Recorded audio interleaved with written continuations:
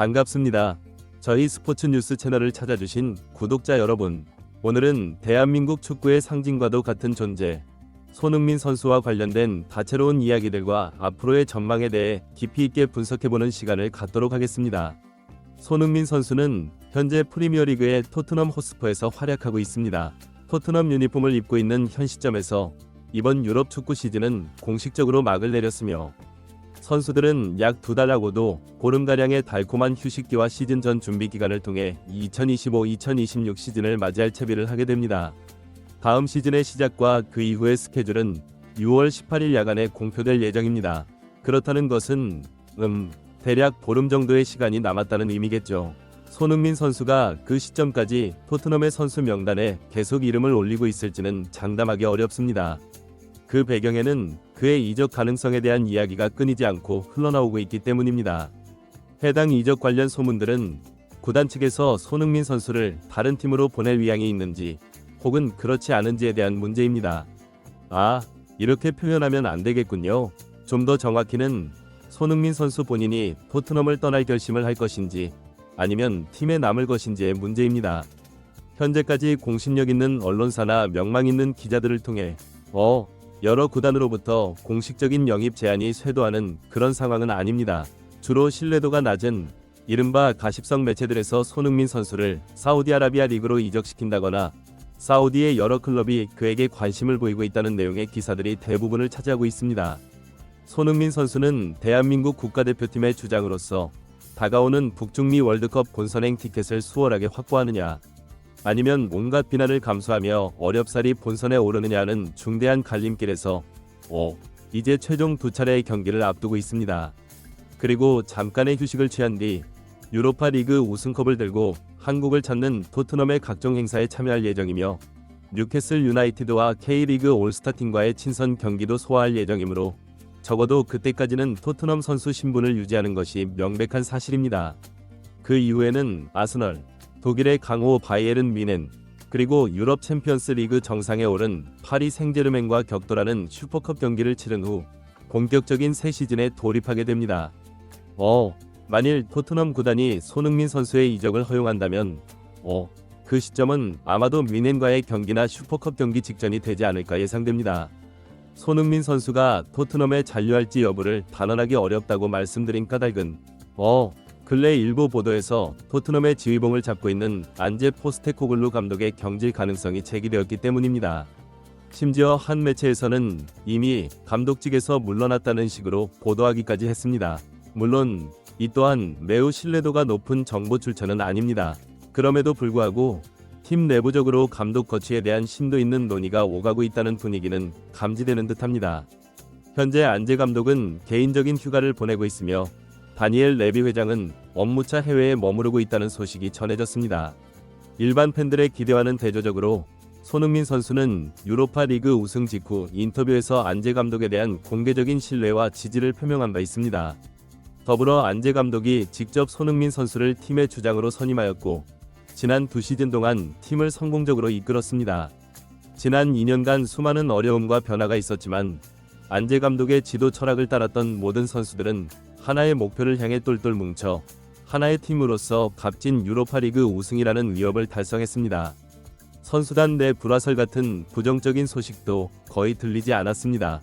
통상적으로 팀 성적이 곤두박질치면 선수단 내부의 단결력이 약해지고 크고 작은 마찰이 빈번하게 발생하기 마련인데, 이러한 점을 고려할 때 이는 진정으로 주장 손흥민의 리더십이 얼마나 지대했는지를 보여주는 또 다른 명확한 사례가 될 것입니다. 사실 감독을 포함한 선수단 전체가 손흥민이 우승의 주역이었다고 입을 모아 칭송했고, 결승전에서는 손흥민을 위해 반드시 우승하겠다는 굳건한 충성심을 드러낸 선수들이 주축을 이루고 있었죠. 그런데 이렇게 잘 구축된 팀을 갑작스럽게 해체해버린다? 현지 팬들의 절반 이상과 선수단 내부에서는 엄청난 반발이 일어날 것입니다. 그렇게 되면 손흥민 선수 역시 다른 선택을 고려할 여지가 생기게 되겠죠. 안제 감독을 해임하는 그 순간 필연적으로 새로운 사령탑이 부임하여 팀을 처음부터 다시 구성하는 이른바 리필딩 작업에 착수할 것입니다. 현재 브렌트포드 FC를 이끌고 있는 토마스 프랭크 감독의 이름이 차기 감독 후보로 거론되고 있는데, 이 감독은 자신의 팀에서 주로 3백 전술을 활용하는 지도자이기에 토트넘이 지난 2년간 견제해온 포백 시스템부터 근본적인 변화가 불가피해집니다. 크리스티안 로메로 선수의 경우 토트넘에 남고 싶다는 의사를 간접적으로 내비치기도 했고, 손흥민 선수 본인도 과거부터 프리미어리그에서 아직 이루고 싶은 목표가 많이 남아있다고 여러 차례 언급한 바 있습니다. 하지만 이제 선수로서 황혼기에 접어드는 나이를 고려할 때 또다시 새로운 리빌딩 과정에 적응하며 팀을 이끌어야 하는 상황에 놓인다면 불만이 표출될 가능성을 배제할 수 없습니다. 팬들 사이에서는 안제 감독의 경질을 원하는 목소리도 있지만, 동시에 손흥민 선수가 이제는 토트넘을 떠나 새로운 도전을 하길 바라는 팬들의 수도 적지 않습니다. 그렇다면 그 규모는 어느 정도일까요? 네, 제 사견으로는 모든 국민이 이 문제에 대해 투표하는 것은 아니지만 순수하게 축구 그 자체를 즐기는 팬들이라면 손흥민 선수가 새로운 환경으로 이적하는 것이 더 낫다고 판단할 것 같고, 반대로 오직 손흥민 선수만을 열렬히 응원하는 진성 팬들이라면 그가 토트넘에 남든 다른 어느 팀으로 가든 크게 개의치 않을 것으로 보입니다. 손흥민 선수가 토트넘에 반드시 남아야 한다는 당위론보다는 만약 그가 토트넘의 잔류를 선택한다면 그의 축구를 향한 뜨거운 열정은 결코 사그라들지 않을 것이라는 점을 강조하고 싶습니다. 우선적으로 팀이 챔피언스 리그 진출권을 확보했기 때문에 확실한 동기부여 요인이 존재합니다. 그리고 본인이 리더로서 이끌고 있는 팀이 어느덧 3년차에 접어들면서 선수단 전체가 더욱 끈끈하게 조직력을 다진 상태에서 다시 한번 명예를 회복할 절호의 기회를 맞이했다고도 볼 수 있습니다. 현재 이처럼 여러가지 엇갈린 이야기들이 나오는 주된 이유는 유로파 리그에서 우승이라는 성과를 거두긴 했지만 정작 리그에서는 팀의 명성이나 가치에 전혀 부합하지 못하는 강등권과 아주 근접한 순위로 시즌을 마감했기 때문입니다. 이러한 시즌 기록은 먼 훗날 현지 팬들이 돌이켜볼 때 그저 최악의 시즌 중 하나로 기억될 가능성이 높습니다. 실제로 일부 팬들은 토트넘의 경기력이 강등당해도 할 말 없을 수준이라고까지 혹평했었는데 정말로 그런 위기가 현실로 다가올 뻔했습니다. 만약 손흥민 선수가 팀을 우승으로 이끌지 못했다면 주장으로서 크나큰 불명예를 떠안았을지도 모릅니다. 상상만으로도 아찔하네요. 결론적으로 유로파 리그 우승을 통해 챔피언스 리그 출전권을 획득함으로써 손흥민 선수는 다시금 마음을 다잡고 팀의 발전에 전념할 수 있는 강력한 원동력을 얻게 되었습니다. 또한 손흥민 선수가 한 팀에서 동일한 감독의 지휘 아래 3년 연속 주장 완장을 찬다는 사실 자체에도 큰 의미가 부여될 수 있습니다. 이는 기본적으로 감독의 전술적 지시에 대한 이해도가 한층 더 깊어지고 동료 선수들과의 팀워크 역시 당연히 이전보다 훨씬 더 견고해졌음을 시사하는 것이죠. 이 점은 매우 중요한 대목이라고 할 수 있습니다. 자, 맨체스터 유나이티드는 명실상부한 빅클럽입니다. 하지만 이 거대한 클럽은 지난 10여 년간 그 명성에 걸맞은 만족스러운 성적을 거두지 못했습니다. 리그 우승은 원감생심이었고 조세 무리뉴 감독 체제에서 유로파 리그 정상에 오르기는 했지만 그 이후의 최고 성과는 FA컵 우승과 코로나19 팬데믹으로 인해 어수선했던 특정 시즌에 리그 2위를 차지했던 것이 전부입니다. 막대한 자금을 투자했음에도 불구하고 리그 우승과는 거리가 멀었고 유럽 챔피언스 리그에서는 16강 문턱을 넘는 것조차 힘겨워했습니다. 이러한 부진의 여러 원인 중 하나로 지목되는 것이 바로 구단이 감독에게 팀을 제대로 재정비하고 발전시킬 충분한 시간과 기회를 부여하지 않았다는 점입니다. 성적이 조금이라도 기대에 미치지 못하면 가차없이 경질 칼날을 휘둘렀습니다. 무리뉴 감독은 과거 한 인터뷰를 통해 당시 맨유를 리그 2위까지 올려놓은 것이 자신의 감독 경력 중 가장 위대한 성취였다고 말한 적도 있습니다. 수많은 리그 우승과 챔피언스 리그 우승 경험을 가진 명장이 이런 발언을 한 이유는 객관적인 팀 전력상 도저히 리그 2위를 할 수 없었던 팀, 유로파 리그 우승을 넘볼 수 없었던 팀을 그 정도 수준까지 끌어올린 것이 실로 엄청난 업적이라고 생각했기 때문이겠죠. 그러나 무리뉴 감독, 리그 2위라는 성과를 내고도 바로 그해 12월에 팀을 떠나야 했습니다. 감독이 너무 자주 교체됩니다. 네, 알렉스 퍼거슨 경이 은퇴한 이후 한 팀에서 새 시즌을 온전히 채운 감독을 찾아보기 어렵습니다. 무리뉴 감독이 유로파 리그에서 우승 트로피를 들어올렸을 당시 맨유의 리그 순위는 6위였습니다.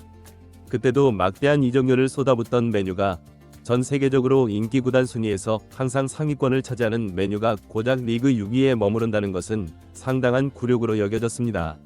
이는 어찌 보면 유로파 리그에 모든 역량을 집중했다는 방증이기도 합니다. 하나의 팀이 유럽 챔피언스 리그와 자국 리그에서 동시에 우수한 성과를 거두고자 한다면 단순히 최정예 선발 11만으로는 부족합니다. 후보 선수층, 즉 벤치 자원들까지도 높은 수준을 유지해야 하며 매 경기 일정과 상대팀의 특성에 맞춰 선수 기용에 다채로운 변화를 주면서도 꾸준히 좋은 결과를 만들어내야 하고 동시에 선수들의 신체적인 피로도 관리 또한 철저하게 이루어져야 합니다. 맨체스터 시티의 사례를 살펴보면 세계적인 명장 펩 과르디올라 감독과 구단 수뇌부는 과르디올라 감독이 원하는 선수들을 적극적으로 영입해 주었고 그 결과 부임 직후 다음 시즌부터 곧바로 유럽 최강팀의 반열에 오를 수 있었던 것입니다. 구단이 재정적인 측면만 고려하며 감독의 선수 영입 요청을 제대로 지원하지 않는 경우 성공적인 결과를 기대하기란 거의 불가능에 가깝다고 할 수 있습니다. 토트넘의 상황도 이와 크게 다르지 않습니다. 마우리시오 포체티노 감독은 팀이 상승세를 타고 있을 때 한 인터뷰에서 토트넘은 맨체스터 시티와 같은 유형의 구단이 아니다 라고 언급한 바 있습니다. 챔피언스 리그에서 부진했을 때는 리그 성적이 비교적 양호했고 챔피언스 리그에서 준우승이라는 쾌거를 이루었을 때는 극적으로 리그 4위 안에 들어 다음 시즌 챔피언스 리그 진출권을 따낼 수 있었지만 그 이후부터 토트넘은 점진적으로 하락세를 면치 못했습니다. 구단이 감독에게 충분한 지원을 제공하지 못했던 것입니다. 조세 무리뉴 감독은 여러모로 불운한 시기를 보냈고 안토니오 콘테 감독은 부임 초기부터 우승하기까지는 시간이 필요하다고 공언했지만 과거 첼시 감독 시절처럼 혹은 이번 시즌에 나폴리처럼 부임하자마자 인상적인 성적을 거두자 팬들의 기대치가 덩달아 높아지면서 더욱더 좋은 성적을 내야 한다는 압박감에 시달렸습니다. 결국 제한된 선수 자원으로 무리한 운영을 하다 보니 팀 전체가 무너졌고 그 역시 스스로 팀을 떠나고 말았습니다.